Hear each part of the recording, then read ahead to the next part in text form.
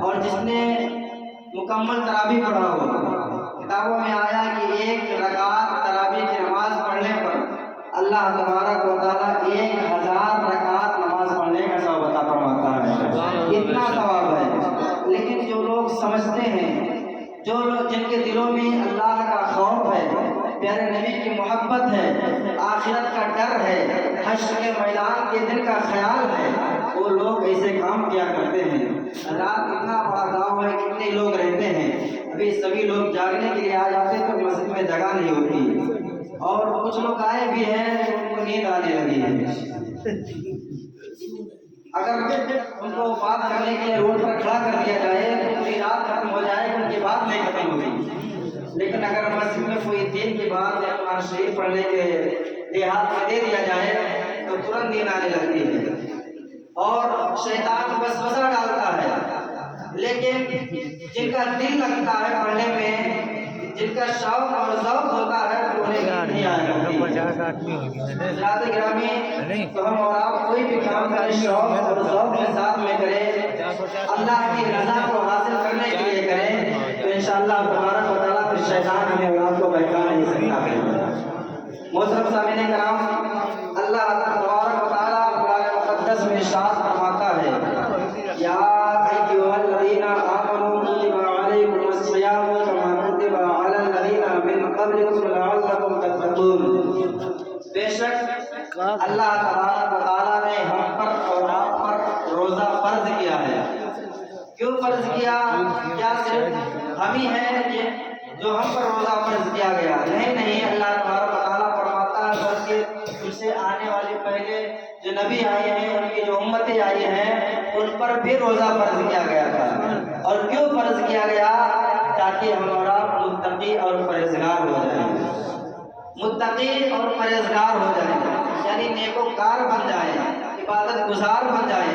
اچھے انسان بن جائیں۔ حضرات گرامی، تاکہ لوگوں کو تکلیف نہ دیں، تاکہ کسی کو پریشانی نہ دیں، تاکہ کسی کو مصیبت نہ پہنچائے، تاکہ ہم اور آپ اللہ کی رضا کو حاصل کر لیں، نماز پڑھنے لگے، روزہ رکھنے لگے، ہم اور آپ تمام اچھے کاموں کی طرف بڑھنے لگے، ہم اور آپ متقی اور پرہیزگار ہو جائیں گے، تو پھر اللہ تبارک و تعالیٰ راضی ہو جائے گا، اور جب اللہ راضی ہو جائے گا تو پھر اس کے لیے جنت ہے۔ اللہ تبارک و تعالیٰ نے اس کے لیے جنت کو تیار کیا ہے۔ حضرات، ایسا تھوڑی ہے کہ ہر آدمی سوچتا ہم جنت میں چلے جائیں گے، اتنی آسانی سے جنت تھوڑی ملنے والی ہے۔ اگر جنت اتنی آسان ہوتی تو حضرات گرامی ہمارے اور آپ کے نبی پوری رات رویا نہیں کرتے۔ ہمارے ساتھ اتنے صحابہ آئے ہیں، نہ جانے کتنی مصیبتوں کا سامنا کیا ہے، نہ جانے کتنی مار کھائی ہے، نہ جانے کتنی مصیبتوں کو اٹھایا ہے، نہ جانے کتنا وہ اپنے آپ کے اوپر پریشانیوں کو جھیلا ہے۔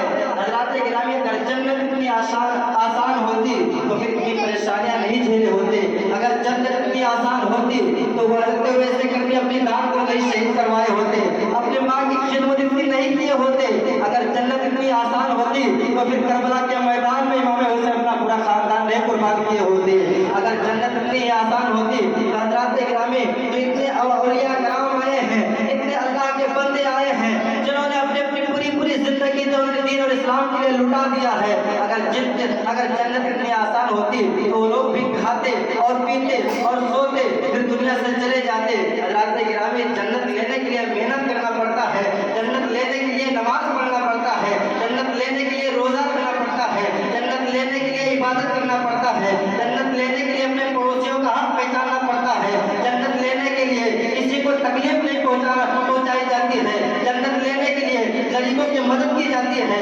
جنت کے لینے کے لیے یتیموں کے اوپر مزید شفقت کیا جاتا ہے، جنت لینے کے لیے اپنے ماں اور باپ کی خدمت کرنا پڑتا ہے۔ صرف ایک کام سے جنت نہیں ملنے والی ہے، اگر جنت لینا ہے تو سارے کاموں کو لے کر چلنا پڑے گا، اور سارے چیزوں میں اللہ کی رضا کو حاصل کرنا پڑے گا، تب جا کے اللہ تبارک و تعالیٰ ہمیں اور آپ کو جنت عطا فرمائے گا۔ حضرات گرامی، اتنا مبارک مہینہ چل رہا ہے، اور ابھی میں نے بتایا کہ آپ تراویح کی نماز پڑھیں تو 1 رکعت پر 1000 رکعت نماز پڑھنے کا ثواب ملتا ہے، اور صرف 1000 رکعت نماز پڑھنے کا ثواب ہی نہیں، بلکہ 1000 گناہ بھی اللہ تبارک و تعالیٰ 1 رکعت کی نماز کو معاف کر دیتا ہے، اور پھر 1000 گناہ معاف کرنے کے بعد میں اللہ تبارک जाता है, कितना सवाब है। लेकिन लोग इसको ना जाने क्यों तो पहचानते नहीं हैं, ना जाने लोग क्यों इसकी अहमियत को नहीं समझते हैं। हज़रात गिरामी, अगर आप मुताला करो तो पता चलेगा कि रमज़ान का महीना वो महीना है कि हज़रात अगर इसके अंदर हम और आप चाहें तो अपनी पूरी ज़िंदगी के गुनाह को माफ़ करवा सकते हैं। हम और आप चाहें तो हम और आप अल्लाह तबारक व तआला से जन्नत को हासिल कर सकते हैं, अल्लाह को राज़ी कर सकते हैं। ये रमज़ान का महीना वो मुबारक महीना है। हज़रात गिरामी, इंसान जब रोज़ा रखता है, इंसान जब पूरा दिन भूख और प्यास की शिद्दत को बर्दाश्त करता है हज़रात, तो जब अल्लाह तबारक व तआला दुनिया को बना रहा था और दुनिया को बनाने से पहले फरिश्तों से मशवरा किया, ऐ फरिश्तों में दुनिया को बनाना चाहता हो, दुनिया के अंदर इंसान को पैदा करना चाहता हो, तुम्हारा क्या मशवरा है? फरिश्ते अर्ज करते हैं, अल्लाह तबारक व तआला तो खूब जानता है, मैं क्या तेरे आगे बात करूं? अल्लाह तबारक व तआला फरमाता, नहीं, तुम्हारी मशवरा मैं देखना चाहता हूं, तुम्हारा क्या मशवरा है? फरिश्ते कहते हैं, परवरदिगार आलम तो इंसान को पैदा फरमाएगा, इंसान गुनाह करेंगे, इंसान खून रेज़ी करेंगे, इंसान किसी को तकलीफ पहुंचाएंगे, इसलिए ऐ अल्लाह तबारक व तआला हम तेरी इबादत करते हैं, हम तेरी रियाजत करते हैं, इतने फरिश्ते तेरे हैं, क्या तेरी इबादत के लिए कम है? अल्लाह तबारक व तआला फरमाता है, जो मैं जानता हूँ वो तुम नहीं जानते हो। देखना, मैं आगे बताऊंगा कि मैं इंसानों को पैदा करना क्यों चाहता हूँ। हज़रात गिरामी, तो जब इंसान पूरा दिन रोज़ा रखता है, भूख और प्यास की शिद्दत को बर्दाश्त करता है, इंसान गुनाहों को छोड़ देता है, अपने हम बिस्तरी करना छोड़ देता है, इंसान तमाम गुनाहों से दूर हो जाता है, रोज़ा रखता है, भूख और प्यास की शिद्दत को बर्दाश्त करता है, शाम को जब इफ्तारी करने के लिए दस्तरखान पर बैठता है, सामने इफ्तार मौजूद होता है, लेकिन अल्लाह तबारक व तआला का खौफ कितना होता है, सामने सारी नेमतें मौजूद है, सामने केला मौजूद है, सेब मौजूद है, अनार मौजूद है, सारी चीजें पकौड़े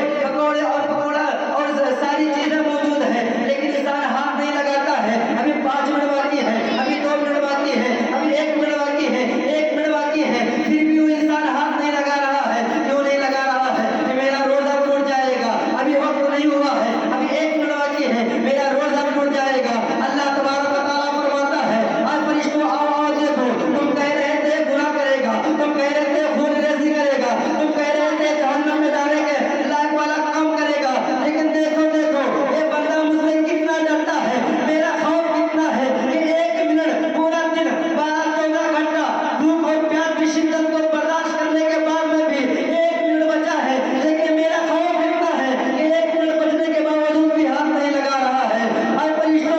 अब देखो, जो तुम सोच रहे थे कि हम सिर्फ इबादत करते हैं, हम सिर्फ अल्लाह को राज़ी करने वाला काम करते हैं, और फरिश्तों, अब मैंने वो सवाब अता करूंगा जो सवाब मैंने तुम्हें नहीं अता किया, वो सवाब मैं इस बंदे को अता करूंगा, और इस बंदे को लुकमे को तुम्हें ले जाने से पहले मैं इसके तमाम गुनाहों को माफ करवा दूंगा। हज़रात गिरामी, ये रमज़ान का महीना इतना मुबारक महीना है, ये रोज़ा इतना मुबारक महीना है। जानते हो, जब कोई नफिल नमाज पढ़ता है तो अल्लाह तबारक व तआला वादा फरमाता है, नफिल नमाज पढ़ोगे तो जन्नत अता करूंगा, अगर आप सुन्नत अता करोगे तो जन्नत अता करूंगा, अगर आप वाजिबात को अता करोगे तो जन्नत अता करूंगा, अगर आप गरीबों की मदद करोगे तो जन्नत अता करूंगा, अगर आप यतीमों की मदद करोगे तो जन्नत अता करूंगा, अगर आप नमाज पढ़ोगे तो मैं जन्नत अता करूंगा। लेकिन अल्लाह तबारक व तआला फरमाता है, ऐ लोगों सुनो, जब तुम रोजा रखोगे तो मैं जन्नत ही नहीं बल्कि मैं तुम खुद तुम्हारा हो जाऊंगा, और जिसका रब हो जाए फिर उसे किस चीज की कमी हो सकती है। हज़रात गिरामी, मैं आगे बात ना बढ़ाते हुए आखिर बात मैं आपको बता के अपनी बात को खत्म कर रहा हूँ। हज़रात गिरामी, जैसा कि आज की रात हमें और आपको इबादत करना है, आज की रात हमें और आपको अल्लाह को राज़ी करना है, सलातुल तस्बीह की नमाज अदा करना है, और तहज्जुद की नमाज अदा करना है। तहज्जुद की नमाज कितनी रकात अदा करना है? ज़्यादा से ज़्यादा 12 रकात, कम से कम 8 रकात, और सलातुल तस्बीह की नमाज जो है वो 4 रकात अदा करना है। 4 रकात नमाज किस तरीके से अदा करेंगे? नेत के मैंने 4 रकात नमाज नफिल सलातुल तस्बीह वास्ते अल्लाह ताला के मुँह में तरफ का बशर कि अल्लाह अकबर, इस तरीके से आपको नेत बांध लेना है। नेत बांधने के बाद में आपको 15 मरतबा सुब्हानल्लाहि वल्हम्दुलिल्लाहि वला इलाहा इल्लल्लाह वल्लाहु अकबर इस तस्बीह को पढ़ना है। अगर जल्दी में इसके आगे ला हौला वला कुव्वता इल्ला बिल्लाहिल अलीय्यिल अज़ीम आ गया है तो भी कोई गलती नहीं है, इसलिए पूरा कलमा है ना, सुब्हान